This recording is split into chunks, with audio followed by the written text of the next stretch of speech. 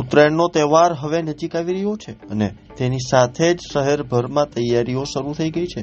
પતંગ બજારમાં રંગબેરંગી અને અવનવી ડિઝાઇનના પતંગોથી બજાર ખીલી ઉઠ્યું છે. લોકો ઉત્સાહભેર પતંગ ચગાવવાની તૈયારી કરી રહ્યા છે. ત્યારે પક્ષીઓએ ઉત્તરાયણને સુરક્ષિત અને સંવેદનશીલ રીતે ઉજવવાની અપીલ કરી છે. પક્ષી પ્રેમીઓનું કહેવું છે કે પતંગ ચગાવવાનો આનંદ લેવો ખોટો નથી, પરંતુ ચાઇનીઝ દોરાનો ઉપયોગ માનવ અને પક્ષી બંને માટે ઘાતક સાબિત થાય છે. ચાઇનીઝ દોરીથી ગંભીર માનવ ઈજાઓ થવાના અનેક બનાવો સામે આવી ગયા છે. સાથે જ અનેક પક્ષીઓ ઘાયલ થવાની ઘટનાઓ પણ દર વર્ષે જોવા મળે છે. ત્યારે પક્ષી પ્રેમી વિનોદ પંડ્યાએ જણાવ્યું હતું કે નમસ્કાર મિત્રો, યુવાનો અને વિદ્યાર્થીઓ, બાળકો આવનાર એક તહેવારની તૈયારીમાં પડી ગયા હશે.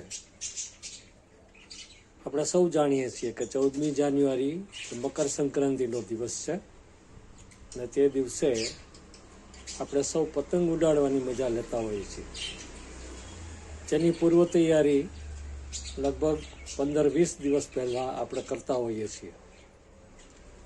તહેવારો આપણી સંસ્કૃતિ છે, આપણે એનો આનંદ લેવો જોઈએ, મજા લેવો જોઈએ, પણ એમાં પણ એક ખાસ કાળજી રાખવા જેવી બાબત એ છે કે પતંગ ઉડાડવાની જે મજા છે તે પક્ષીઓ માટે કેટલીક ચિંતાનો વિષય બને છે.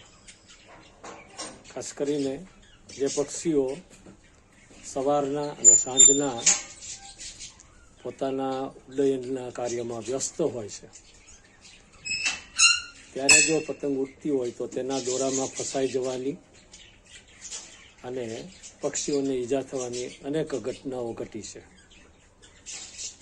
સામાન્ય રીતે આપણા જે લોકલ પક્ષી કહીએ એમાં કબૂતર, ચકલી, પોપટ, કાકણસાર જેવા પક્ષીઓ ફસાયાના દાખલાઓ નોંધાયા છે.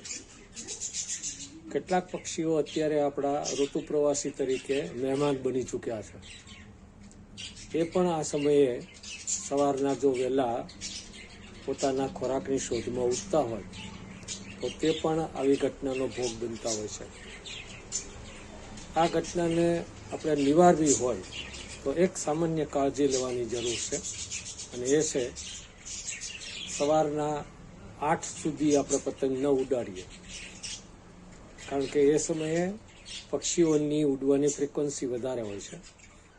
અને એવી જ રીતે સાંજના 6 પછી પતંગ ન ઉડાડીએ તો પક્ષીઓને આવી કેટલીક ગંભીર ઇજાઓમાંથી બચાવી શકાય.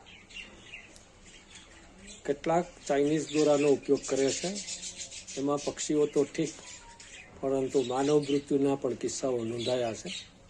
માટે આવી દોરીનો ઉપયોગ પણ પ્રતિબંધિત છે અને તેનો ઉપયોગ ટાળવો જોઈએ એવી આપ સૌને વિનંતી.